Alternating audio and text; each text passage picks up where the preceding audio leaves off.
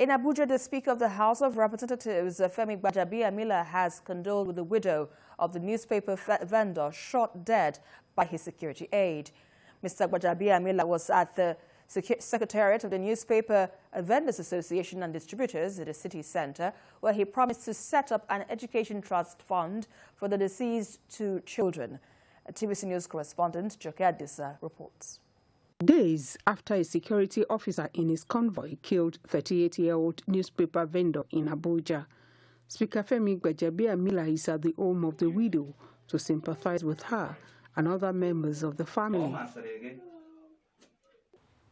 24 hours after, he embarks on another condolence visit, this time to the colleagues of Ifeanyi Chukwu Okereke, the slain vendor. The newspaper vendors and distributors want justice and adequate compensation for Ifeanyi's immediate family. We also wish you, sir, that the perpetrator of this dastardly act, which you immediately unmasked and gave his name for prosecution, we want a follow-up to that prosecution. The Speaker and colleagues in his team come with messages of justice, hope, and an assurance of support.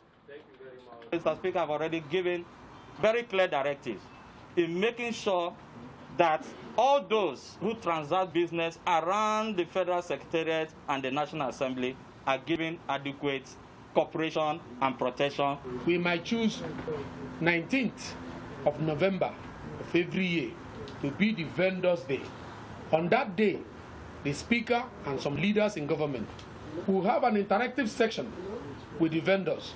Femi Gbajabiamila promises the House of Representatives will honor the late vendor at a special plenary session on Tuesday, while he will take care of the education of Ifeanyi Chukwu's two children up to adulthood. I read somewhere yesterday online that the officer who pulled the trigger had not been arrested. He's been handed over in the last couple of days to the DSS. And they will follow due course. Justice, whatever form it is, will prevail. For Ifeanyi Chukwu Okereke, it's indeed a dream cut short. He and 4 of his colleagues have just been offered full-time employment with the Federal Ministry of Labor and Employment. Sadly, he was cut down even before he could take up the appointment. In line with one of the demands of the grieving newspaper vendors, the Speaker has promised to build a tent in the name of the slain Ifeanyi here at the Association Secretariat.